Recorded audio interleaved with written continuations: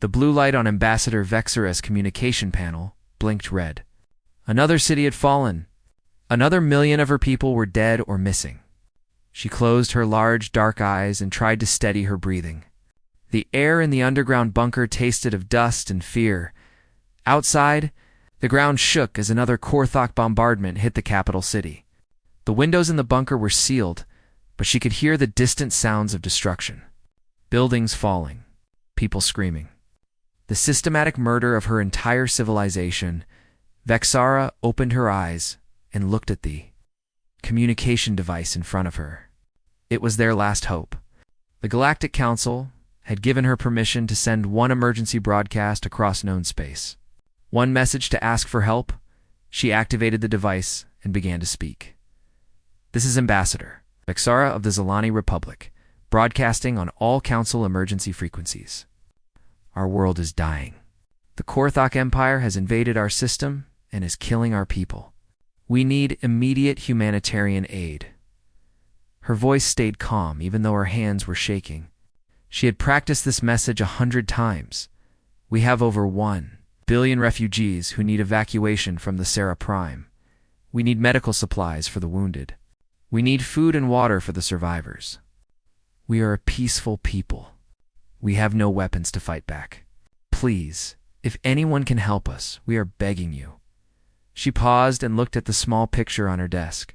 It showed her family before the war. Her 2 children were somewhere in the city above, hiding in whatever shelter they could find. If they were still alive, the Korthok forces are moving through our cities. They are not taking prisoners. They are not following any rules of war. They are simply killing everyone they find. Our government buildings are destroyed. Our hospitals are gone. Our schools are empty. Another explosion shook the bunker. Dust fell from the ceiling. We estimate that we have perhaps 10 days. If the Korthok reach every populated area on our planet. After that, there will be no more Zilani left to save. Please, any nation that receives this message, we need help. We need evacuation ships. We need medical teams. We need someone to care about what happens to our people. She ended the transmission and sat back in her chair. Now all she could do was wait and hope that someone in the galaxy would answer their call. The message traveled through space at faster than light speed. Carried by the Council's emergency network, it reached dozens of civilizations within hours. Most read it, sent their sympathy, and did nothing. A few promised to send aid ships, but said it would take weeks to organize. The message reached Earth's communication center at exactly 347 hours, local time. The night shift officer, Lieutenant Ben Clark, was drinking his 4th cup of coffee when the signal came in. He read it twice, then reached for his phone. Admiral Morrison, we have a priority message from the Galactic Council. You need to see this right away. Admiral Kate Morrison arrived at the command center 30 minutes later. She read the message on the main screen while her staff gathered around her. The room was quiet except for the soft humming of computers. How long since this was sent? She asked. 12 hours ago, Clark replied. The signal routing shows it traveled through 6 different systems to reach us.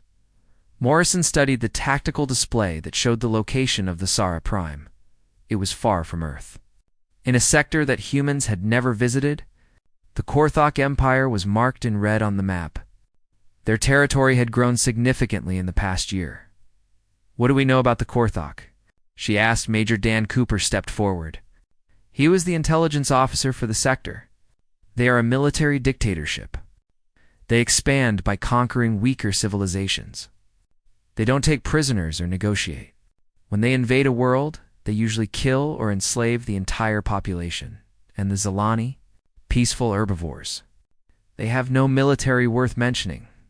They joined the Galactic Council 50 years ago as a protected species. They make art, grow food, and study science. They have never been in a war. Morrison nodded and looked at the message again.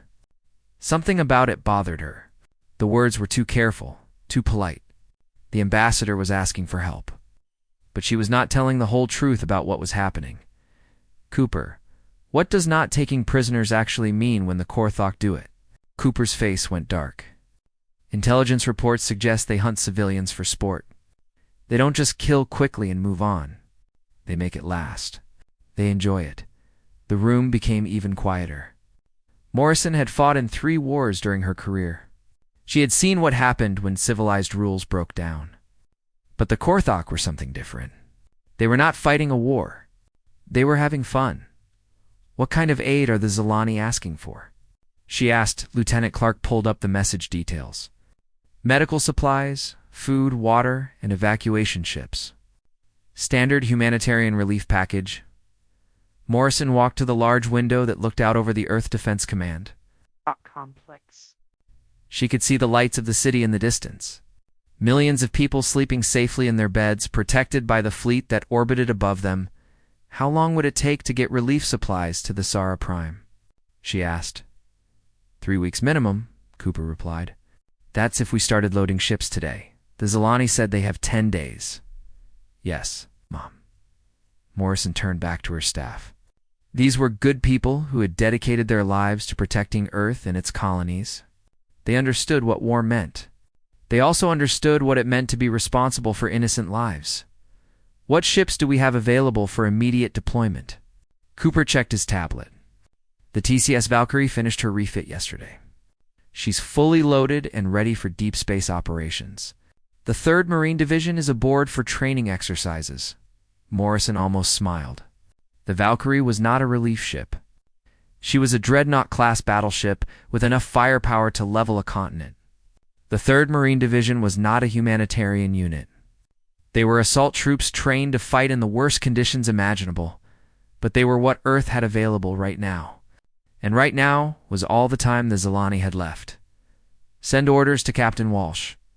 The Valkyrie is to depart for the Zara Prime immediately. Full combat load. Tell him this is a humanitarian mission. Cooper looked confused. Ma'am, should we wait for proper relief supplies? Medical ships would be more appropriate for this kind of operation. Morrison looked at the message from Ambassador. Vexara, one more time. A desperate mother begging strangers to save her children. An entire civilization about to be murdered for entertainment, Cooper. The Galactic Council has been debating this crisis for 12 hours while people die. They will debate for 12 more hours, then form a committee, then send a strongly worded letter. Meanwhile, the Korthok are hunting children in the streets. She pointed at the tactical display. The Zilani asked for help. They are going to get help. Human help. And when humans come to help, we bring everything we think we might need. Cooper nodded slowly. He was beginning to understand. Yes, ma'am. Should I prepare a standard humanitarian mission briefing for Captain Walsh? Morrison picked up her coffee cup and headed for the door. Tell Walsh that the Zilani are in trouble and we are going to fix it. He will know what that means. As she left the command center, she could hear Cooper giving orders to prepare the Valkyrie for immediate departure. She knew that in a few hours, the most powerful warship in the human fleet would be racing across space toward a planet full of dying civilians. The Galactic Council had never seen humans respond to a humanitarian crisis before. They were about to learn something new about the species from Earth. When humans decided to help, they did not come to watch. They came to fix the problem, permanently. The TCS Valkyrie dropped out of hyperspace at the edge of the Thesaurus system with a flash of blue light. Captain Ryan Walsh stood on the bridge watching the tactical display as his sensors began mapping the area. What he saw made his jaw tighten. The Korthok fleet was massive. 47 warships surrounded the planet like vultures circling dying prey. Their formation was not defensive. They were not protecting anything. They were hunting, Captain called Lieutenant Lisa Parker from the tactical station. I'm reading multiple energy signatures from the planet's surface. The Korthok are conducting orbital bombardments on civilian targets. Walsh nodded grimly.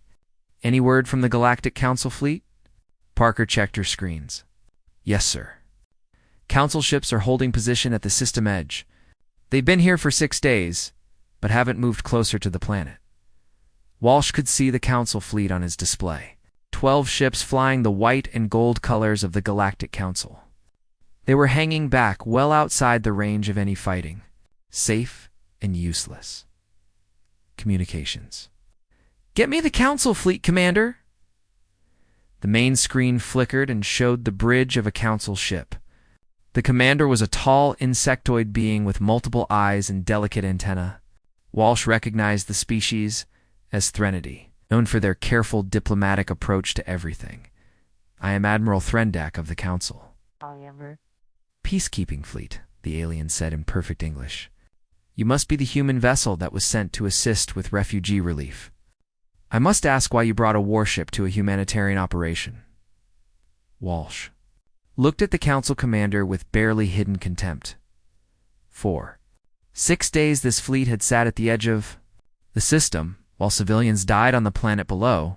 Admiral, I am Captain Walsh of the Terran vessel Valkyrie. We received a distress call from the Zilani Republic requesting immediate humanitarian assistance. We are here to provide that assistance. Threndak's antenna twitched nervously. Captain Walsh, I appreciate your willingness to help, but this is an active combat zone. Council protocols require that all relief operations wait until a ceasefire can be negotiated. With the Korthok forces, how long have you been negotiating this ceasefire? Walsh asked. We have sent 17 formal requests for dialogue to the Korthok command. They have not yet responded to our overtures. However, we remain optimistic that a peaceful solution can be found. On the tactical display, Walsh watched another energy blast hit the planet's surface. Somewhere down there, people were dying while the Council exchanged polite messages with murderers. Admiral, while you've been sending requests for dialogue, how many Zilani civilians have died? Threndak looked uncomfortable. Captain, we do not have precise casualty figures. Our long-range sensors suggest that the situation on the planet is quite serious. Quite serious. Walsh repeated the words slowly. Admiral, permission to begin humanitarian operations immediately. Captain Walsh, I cannot authorize any relief operations while active hostilities continue. It would be too dangerous for civilian vessels. Walsh smiled, and something in that smile made Threndak take a step back on his own bridge. Admiral, we didn't come here to watch. We came here to help. Walsh cut the transmission and turned to his bridge crew. These were people who had served with him for 3 years. They knew each other's thoughts, especially in situations like this. Parker, what's the status of our Marine complement? 3rd Marine Division is ready for immediate deployment, sir. Lieutenant Colonel Jake Sullivan reports all units are prepared for surface operations, communications. Patch me through to Colonel Sullivan. The internal comm system connected him to the Marine commander in the ship's deployment bay. Walsh could hear the sound of equipment being loaded and troops preparing for battle. Colonel, what's your assessment of the situation planetside? Sullivan's voice was calm and professional. Captain, based on orbital scans, the Korthok are conducting systematic sweeps of populated areas. This isn't a military occupation. It's organized extermination. My Marines are ready to deploy immediately. Any word from Zilani survivors? We're picking up scattered radio transmissions from underground shelters. Most are too weak to get clear locations, but there are definitely people alive down there.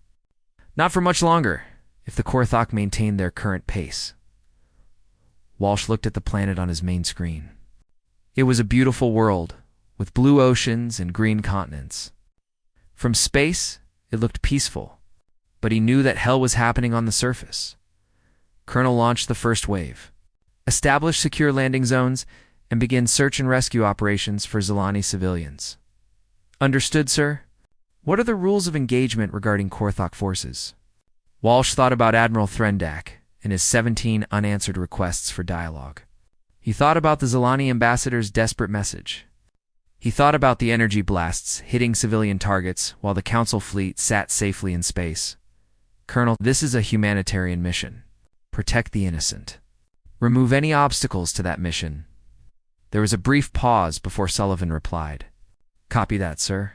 We understand. The first human shuttles launched 15 minutes later. They were heavily armored troop transports, not the medical evacuation craft that the Galactic Council expected. Each shuttle carried 30 Marines with full combat equipment. Admiral Threndak immediately contacted the Valkyrie again. His antennae were vibrating with agitation. Captain Walsh, you cannot send military forces to the planet's surface. This violates every Council protocol for humanitarian operations. Admiral, we're not sending military forces. We're sending rescue workers, Captain. Those are clearly combat troops deploying in assault shuttles. Walsh looked at the Council commander with complete seriousness. Admiral, on Earth we believe that sometimes the best way to rescue people is to make sure that the things trying to kill them can't do it anymore. Before Threndak could respond, Walsh cut the transmission again. On the planet's surface, Sergeant Carlos Rodriguez led his squad out of the first shuttle to land. They had touched down in what used to be a park in the Zilani capital city. Now, it was a crater-filled wasteland of broken trees and scattered debris. Rodriguez activated his combat scanner and immediately picked up movement 3 blocks to the north. Multiple contacts, some large, some small. The large ones were moving in formation. The small ones were running. Squad, we have a hunting party at grid reference 7's Alpha. Mixed contacts suggest Korthok forces pursuing civilians. Private Amy Chen checked her medical kit while Private Steve Johnson powered up his heavy weapon. They had trained for this exact scenario dozens of times. Combat rescue in hostile territory? Rodriguez to Valkyrie, he said into his radio. First, squad on the ground. We have immediate contact with hostile forces engaging civilians. Beginning rescue operations. On the Valkyrie's bridge, Captain Walsh listened to the radio chatter from his Marines on the ground. The first reports were exactly what he had expected. The Korthok were not occupying the planet. They were not building bases or setting up supply lines. They were systematically hunting down every living Zilani they could find. Captain, Parker called from her station. The Korthok orbital fleet is changing formation. They're moving to intercept our shuttles. Walsh nodded. All batteries prepare for combat operations. Launch the rest of the Marine Division. If the Korthok want to interfere with our humanitarian mission, they're going to learn what that costs. The Galactic Council fleet watched in shock as the human ship prepared for battle. Admiral Threndak had never seen anything like it. The humans were treating a humanitarian crisis like a military operation, but down on the planet's surface, something was happening that the Council had never seen before. For the first time in 7 days, Zilani civilians heard weapons fire that was not aimed at them. For the first time since the invasion began, someone was shooting back at their hunters. Rodriguez's squad reached the first group of survivors, just as a Korthok patrol rounded the corner. The aliens were tall, heavily muscled predators with natural armor and razor-sharp claws. They were designed for killing. They enjoyed their work. They were not designed to fight Marines from a death world. The firefight lasted 30 seconds. When it was over, 6 Korthok hunters were dead, and Rodriguez was kneeling next to a wounded Zilani child. Applying human medical supplies to injuries that human doctors had never seen before, Rodriguez to Valkyrie, he reported. First contact complete. 6 enemy neutralized. 12 civilians rescued. The medical supplies are working better than expected on Zilani physiology. Continuing search and rescue operations, Captain Walsh smiled as he listened to the report. The Council fleet wanted to negotiate with murderers. The Korthok wanted to hunt helpless prey. But now there was a third option in the Thessera system. The humans had arrived, and they had brought their own ideas about how humanitarian aid was supposed to work. Word spread quickly through the Korthok hunting packs that something had changed on the Sara Prime. For 7 days, they had enjoyed perfect hunting. The Zilani were weak, slow, and easy to catch. They made interesting sounds when they were afraid. The Korthok had been having the best time of their lives. Now there were new hunters on the planet. Hunters who shot back. Korthok pack leader Vrentok studied the bodies of his dead soldiers. 6 of his best hunters had been killed in less than 30 seconds. Their weapons were still in their hands, but they had never fired a shot. Whatever had killed them was fast, accurate, and completely without mercy. Pack leader, one of his surviving hunters, said nervously. The prey has found protectors. Vrentok snarled and kicked one of the dead bodies. No prey has protectors. These new aliens are just another species to hunt. Send word to all packs. Find these new hunters and kill them. 3 hours later, Vrentok would be dead, along with his entire pack. They had found the new hunters. The new hunters had been waiting for them. Sergeant Maria Santos knelt beside a wounded Zilani female and carefully cleaned a laser burn on the alien's arm. The wound was infected and needed immediate attention. Santos had trained as a combat medic, which meant she could treat injuries while under fire. That training was about to be tested. Contact North. Called Private Amy Chen from her position behind a collapsed wall. 12. Korthok moving in formation. They look angry. Santos didn't look up from her patient. How long until they reach us? 3 minutes at current speed. Santos finished bandaging the wound and gently helped the Zilani woman to her feet. Around them, 23 other Zilani civilians huddled in the ruins of what used to be a medical clinic. They were all wounded, all scared, and all depending on the humans to keep them alive. Chen, establish a defensive perimeter. Johnson, get these civilians to the evacuation point. I'll hold this position until you're clear. Private Steve Johnson looked at his sergeant with concern. Santos, 12 against 1, isn't good odds. Santos checked her weapon and smiled. Johnson, they're not hunting helpless prey anymore. They're fighting Marines. That changes the odds considerably. Johnson began moving the civilians toward the rear exit, while Chen set up her heavy weapon to cover the approach.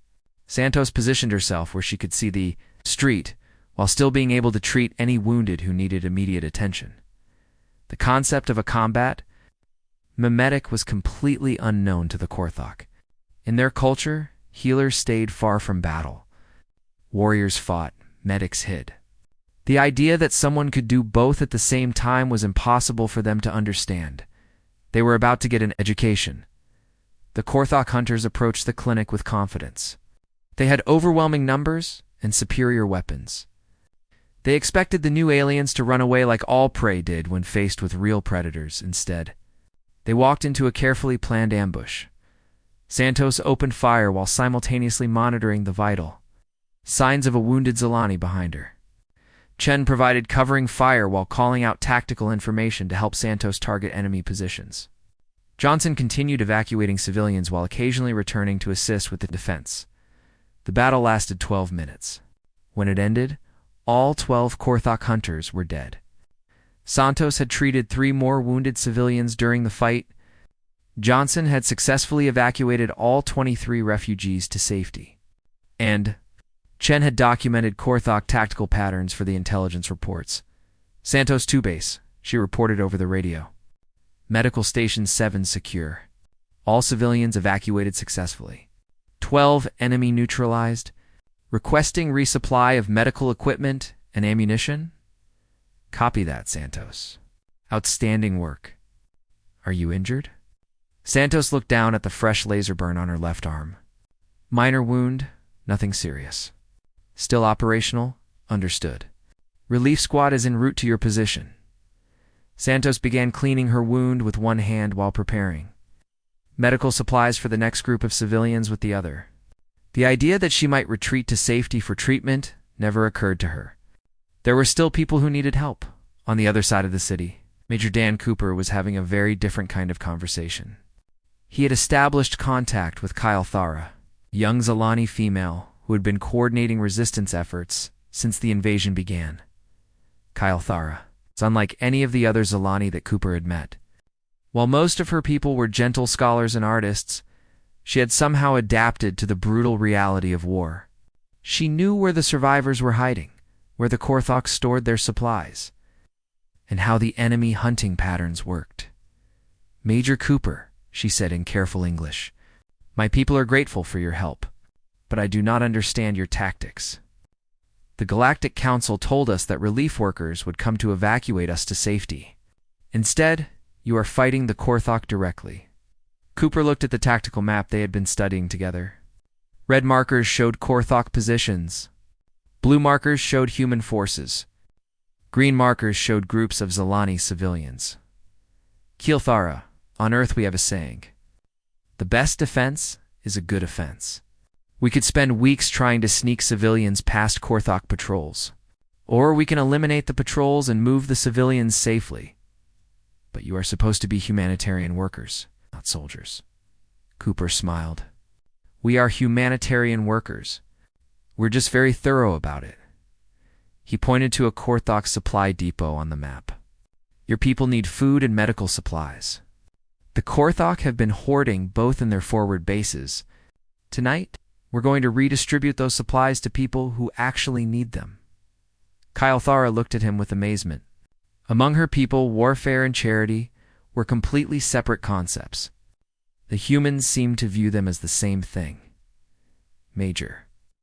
The council ships have been demanding to know why you are attacking Korthok positions. They say it violates humanitarian aid protocols. What have you told them? I told them that dead Korthok cannot hurt my people. Therefore, killing Korthok is humanitarian aid.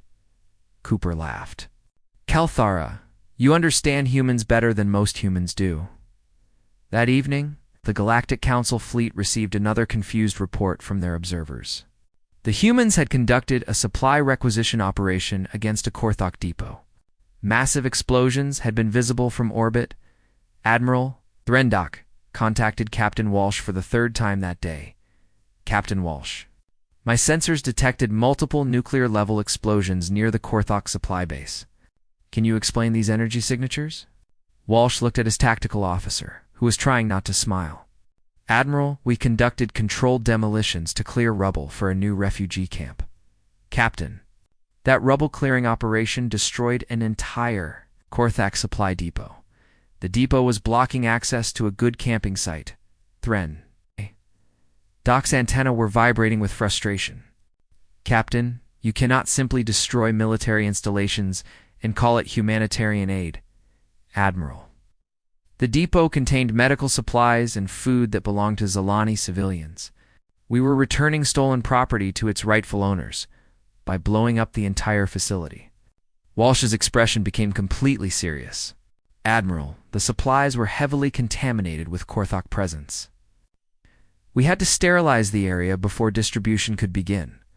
On the planet's surface, Lieutenant Sam Brooks led his reconnaissance team through the ruins of a Zalani residential area. They were searching for survivors in the basement levels of collapsed buildings. His team had already rescued 47 civilians from bombed-out shelters. Brooks heard a sound from beneath a pile of rubble. Voices, Zalani voices, children, Chen. Johnson, we have survivors under this debris. Estimated 6 to 8 individuals, including juveniles. They began carefully moving the rubble while scanning for structural instability.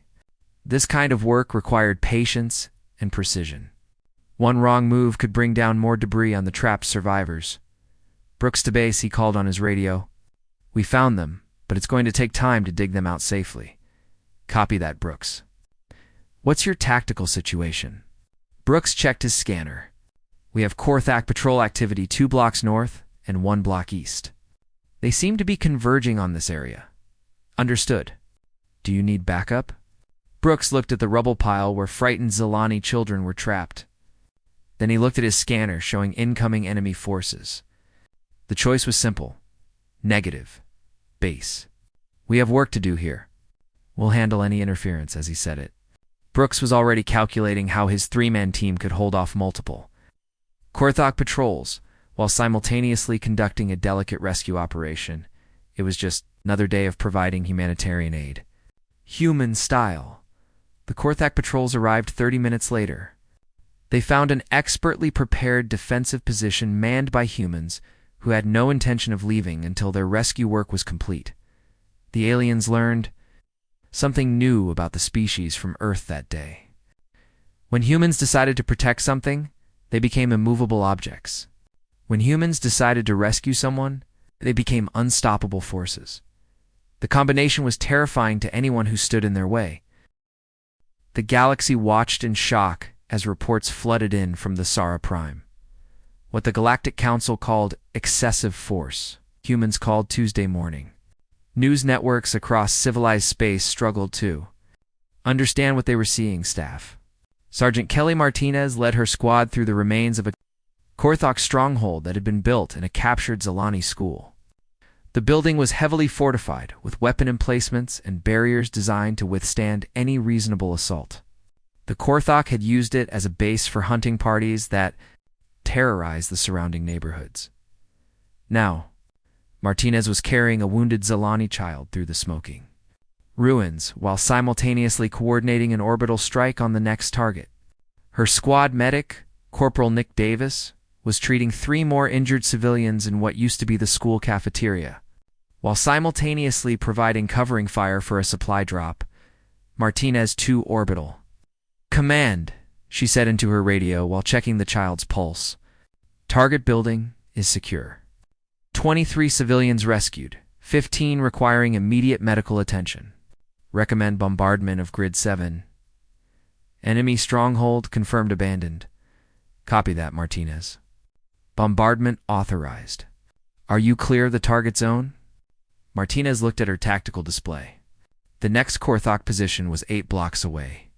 She had wounded civilians who couldn't be moved quickly. The smart thing would be to call for evacuation and wait for the area to be cleared. Instead, she did what Marines do. Negative orbital command. "We have wounded civilians who need immediate care. Proceed with bombardment. We'll manage the blast effects here." Her squad took cover in the school's reinforced basement with the rescued civilians. When the orbital strike hit the Korthok stronghold 8 blocks away, the shockwave shattered windows throughout the area. Martinez used the sound to mask her movements as she began leading the civilians toward the evacuation point on the Council observation ship. Diplomatic recorder Zexelin tried to write a report that made sense of what he was witnessing. The humans had just conducted an orbital bombardment while providing medical care to refugees. The concepts seemed contradictory to every species except Earth. "Admiral Threndek," he said to his commander, "I am having difficulty categorizing human activities for the Council record. They appear to be conducting military operations and humanitarian relief simultaneously." Threndok studied the tactical displays showing human positions across the planet. "Recorded as military operations disguised as humanitarian relief." "Sir, that doesn't seem accurate either. They are actually providing relief. Medical care, food distribution, civilian evacuation, but they're doing it while destroying enemy positions." Threndak's antenna drooped with confusion. "Then record it as humanitarian relief conducted with military methods." "Sir, that's not an official Council category. Then create a new category." The answer came from an unexpected source. Admiral Kate Morrison arrived in the Thesara system with the full 7th Fleet. Officially, the 12 additional ships were designated as medical support vessels. Each ship carried enough firepower to level a continent, leading to immediate diplomatic protests from the Council. Morrison's response to the Council's objections became legendary throughout the galaxy. During a joint communication with all Council ships, she looked directly at Admiral Threndok and spoke with calm authority. "Admiral, every human vessel is a medical support vessel. We're here to cure a Korthok infestation." The phrase Korthok infestation sent shockwaves through diplomatic circles. Morrison had just reclassified an enemy military force as a disease requiring treatment. Threndok tried to maintain diplomatic protocol.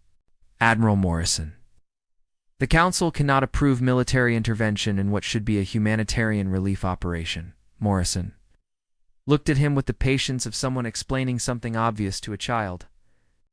"Admiral, this is humanitarian relief. We're relieving the Zilani people of the humanitarian crisis caused by Korthok presence. The most effective relief is to remove the cause of the crisis, Admiral." "You're talking about total warfare." Morrison's expression didn't change.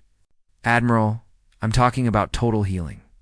The communication ended, and Morrison turned to her staff. They were gathered in the flag bridge of the TCS Retribution, another ship that was officially listed as a hospital vessel. The fact that this particular hospital carried 3 Marine regiments and enough orbital bombardment capability to sterilize a planet seemed somehow appropriate. General Patricia Stone coordinated the human response from the Retribution's command center. She had fought in 4 major conflicts during her career, but the situation at the Sarah Prime was unique. The enemy wasn't trying to achieve strategic objectives. They were having fun. That changed everything. General, reported Colonel Sullivan from the planet's surface. Korthok High Command has issued an ultimatum. They want us to withdraw within 6 hours, or they'll declare total war. Stone looked at the tactical display showing Korthok fleet positions. They had been reinforcing their forces since the humans arrived, apparently expecting the new arrivals to follow normal galactic warfare protocols. Colonel, inform Korthok High Command that we accept their declaration of total war. We've been waiting for them to stop pretending this was anything else. Sullivan's voice carried a note of satisfaction. Copy that, General. Should I add anything else to the message? Stone thought about the Zilani children her Marines had been rescuing from bombed-out buildings. She thought about the mass graves the reconnaissance teams had found. She thought about a species that hunted civilians for entertainment. Tell them that humans have our own ideas about what total war means. That Korthok had never encountered a species that treated total war as an acceptable humanitarian strategy. Their understanding of warfare was based on domination, conquest, and the enjoyment of superior firepower against helpless opponents. They were about to learn what happened when they faced opponents who viewed warfare as a medical procedure to cure suffering. Corporal Nick Davis discovered this difference firsthand when his aid station was surrounded by a full Korthok assault company. The aliens had expected to find a helpless medical facility filled with easy targets. Instead, they found a Marine who politely asked them to step away from his patients while chambering. Around in his weapon, Davis had set up his aid station in a reinforced basement that had once been a Zilani emergency shelter. He was treating 12 wounded civilians, including a Zilani mother and her 2 children. The children had been traumatized by weeks of hiding from Korthok hunters. This is Corporal Davis at Aid Station 4. He reported calmly over his radio. I have hostile forces surrounding my position. 12 civilians under my care, including juveniles. Request immediate support, Davis. This is Lieutenant Parker. Support is en route. Can you hold your position? Davis looked at the wounded Zilani family huddled behind him.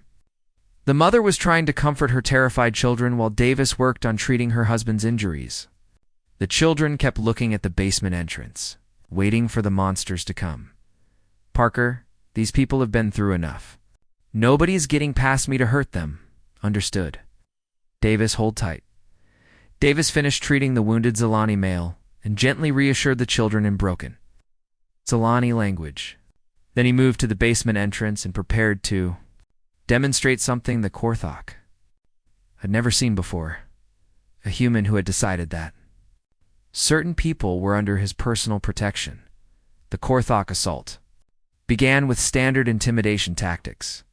They demanded surrender and threatened terrible consequences for resistance. They expected fear, negotiation, and eventual capitulation. Instead, they got a Marine from Earth who explained that they were interfering with his medical duties, and that he would appreciate it if they would leave immediately. When they refused, Davis showed them what humans considered an appropriate response to threats against wounded civilians. The battle lasted 47 minutes. When Marine reinforcements arrived, they found Davis still treating his patients. All 12 civilians were alive and safe. The Korthok Assault Company was no longer a concern. Davis called Sergeant Martinez as she entered the aid station. You okay? Davis looked up from bandaging a child's arm and smiled. Just another day providing medical care, Sergeant. Though I did have to treat some Korthok for acute lead poisoning. Martinez looked at the defensive positions Davis had constructed around his aid station. The approaches were covered by overlapping fields of fire. The civilian shelter was protected by multiple barriers. Davis had turned a basement into a fortress without compromising his ability to provide medical care. Davis. You know the Galactic Council is going to have questions about this. Davis gently helped the wounded Zilani man sit up and take some water.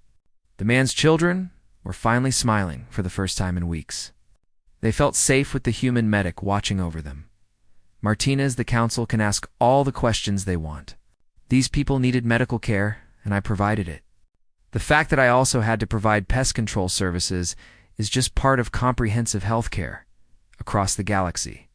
Species that had never heard of Earth were learning a new phrase. Humanitarian aid was becoming synonymous with the complete elimination of whatever was causing human recipients to need aid in the first place. The tide turned when the Korthok High Command realized they were not fighting a conventional enemy. Their reinforcement fleet arrived expecting to face a demoralized relief force that would retreat when confronted with overwhelming odds. Instead, they encountered humans who had spent 2 weeks living with the people they came to save. Captain Tony Miller led the final assault on the last Korthok stronghold, a massive fortress built in the ruins of the Sara Prime's Capitol building. The enemy had turned the seat of Zilani government into a monument to conquest. Decorating it with the bones of their victims, Miller's assault team moved through the fortress methodically, room by room. But this was not a standard military operation. Scattered throughout the building were dozens of Zilani civilians who had been kept alive for the Korthak's entertainment. Every room cleared had to be searched for survivors. Miller, to all units, he called over the radio while his team medic treated a wounded Zilani female. "Remember, we're not just taking this building. We're taking it back for the people who belong here." His words were heard by Marines throughout the fortress. They had seen the torture chambers. They had found the children's toys scattered among the bones. They had listened to the stories of the survivors they rescued. This was not just a military objective anymore. This was personal. Sergeant Rachel Stone held a wounded Zilani child in one arm, while coordinating an orbital bombardment with the other. The child was maybe 6 years old in human terms, with large eyes that had seen too much horror. She had been hiding in the fortress for 3 days, watching her family die. "Stone to orbital command," she said softly, trying not to frighten the child further. "Target confirmed at grid reference Alpha 7. Recommend precision strike on Korthok command bunker. Copy that, Stone. Bombardment authorized." "Are you clear of the blast zone?" Stone looked down at the child in her arms. The little one was finally sleeping, feeling safe for the first time in weeks. Around them, other Marines were treating more rescued civilians in what used to be the Zilani legislature's main chamber. "Orbital command. We have civilians who cannot be moved. Adjust bombardment for minimal shock effects." "Understood. Precision strike authorized." The orbital bombardment was surgical in its accuracy. The Korthok command bunker was vaporized while the chamber holding the rescued civilians barely shook. Stone continued holding the sleeping child throughout the entire operation. The image of a human Marine cradling an alien child while calling down fire from the heavens spread across galactic news networks. It crystallized everything that the galaxy was learning about the species from Earth. Humans could be infinitely gentle with those who needed protection, and absolutely ruthless toward those who caused harm. Lieutenant Colonel Jake Sullivan led the final assault on the fortress's central tower. Intelligence reports indicated that Korthok war leader Grokanash was making his last stand there. Along with his personal guard unit, Sullivan's team fought their way up 15 floors of enemy-held territory. At each level, they found more evidence of Korthok cruelty. They also found more Zilani survivors, hidden in closets and storage rooms. Barely alive, but still breathing. By the time Sullivan reached the top floor, he was carrying 2 wounded Zilani civilians on his back while leading an assault against the most dangerous Korthok unit on the planet. The enemy commander was waiting for him. Grokanash was massive, even by Korthok standards. Nearly 3 meters tall, with armor plates that had been decorated with the bones of his victims. He had personally killed thousands of Zilani civilians. He enjoyed his work, human, he snarled in accented English. "Your species interferes with our rightful conquest. These prey animals belong to us." Sullivan gently set down the wounded Zilani he had been carrying and made sure they were safely behind cover. Then he looked at the Korthak war leader with the kind of cold fury that had made humans the most feared. Warriors in known space. These people belong to themselves. You're just the thing that was hurting them. The battle between Sullivan and Grokanash lasted 3 minutes. When it ended, the Korthok war leader was no longer capable of hurting anyone. Sullivan immediately returned to treating the wounded civilians he had rescued. Across the planet, Similar scenes were playing out as human forces completed their systematic elimination of Korthok presence. But the humans never lost sight of their primary mission. Every enemy position cleared was immediately converted into a refugee shelter. Every Korthok weapon destroyed meant more safety for Zilani survivors. The final Korthok fleet in orbit made one last attempt to salvage their invasion. They threatened to bombard the planet's surface if the humans did not withdraw immediately. Admiral Morrison's response was broadcast across the entire star system. Korthok fleet. This is Admiral Morrison of the Terran Defense Force. You have 30 seconds to begin withdrawal from this system. Any hostile action toward the planet's surface will be considered an act of terrorism against refugees under our protection. The Korthok fleet commander, Admiral Vekfer, had never been spoken to with such casual authority. Human Admiral, we outnumber your vessels 3-1. You cannot protect the entire planet. Morrison looked at her tactical display, showing the positions of both fleets. The Korthok had 43 ships. The humans had 19. By traditional calculations, the odds favored the enemy. Morrison had never been traditional. Korthok Admiral seemed to misunderstand our position. We're not here to protect the planet from you. We're here to protect you from what happens if you hurt any more of these people. Her words were transmitted across the galaxy by news networks trying to understand the human approach to humanitarian intervention. The phrase became famous throughout civilized space. The space battle was brief and decisive. Human ships had been designed by a species that viewed warfare as a medical procedure to cure aggression. The engagement lasted 17 minutes. When it ended, the Korthok fleet was no longer a threat to anyone. The aftermath left the Galactic Council struggling to write reports that made sense of what had happened.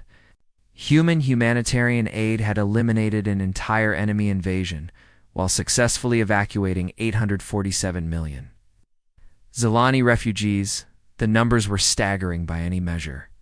The humans had arrived with a single ship and 3,000 Marines. In 2 weeks, it completely reversed a military situation that the Council had considered hopeless. Ambassador Vexara stood in the command center of the human flagship, watching her people board evacuation ships bound for a new colony world. Her children were safe. Her civilization would survive. The humans had kept their promise. Admiral Morrison, she said carefully, my people owe you a debt we can never repay. Morrison looked at the Zilani ambassador with genuine warmth. Ambassador, debt implies we did this for payment. We did this because it needed to be done. But your people fought and died for strangers from another world. Morrison considered this for a moment. Ambassador, there are no strangers when someone needs help. There are only people who need assistance and people who can provide. The final scene of the crisis played out at a council ceremony honoring participants in the Sara relief operation. Admiral Morrison stood before representatives of 47 different species, accepting a commendation for humanitarian service. Beside her stood Sergeant Martinez, Corporal Davis, Lieutenant Brooks, and dozens of other humans who had redefined what the galaxy understood about helping others. The council presenter, a dignified Threnody diplomat, read from a prepared statement. The Galactic Council recognizes the unprecedented success of human relief operations at the Sara Prime, the complete evacuation of Zilani civilians while neutralizing hostile forces, represents a new model for humanitarian intervention. Admiral Morrison accepted the commendation on behalf of all human forces.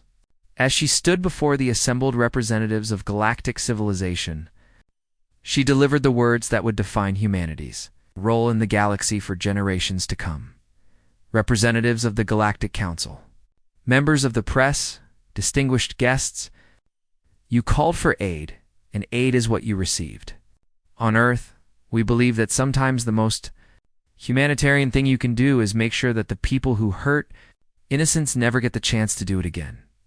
She paused and looked at the rescued Zilani civilians in the audience, many of whom had been saved by the humans who stood with her. We didn't come to the Sara Prime to wage war. We came to end one. We didn't come to destroy the Korthok. We came to cure the disease they represented. And we didn't come to conquer territory. We came to give it back to the people who belonged there. The ceremony ended with a moment of silence for all who had died in the crisis. But for the first time since the invasion began, it was a silence of peace rather than fear. The Zilani would build their new colony under human protection. The Korthok Empire would never threaten innocent people again. And the galaxy would remember that when Earth decided to help, they brought everything they thought they might need, including the absolute determination to make sure the help actually worked.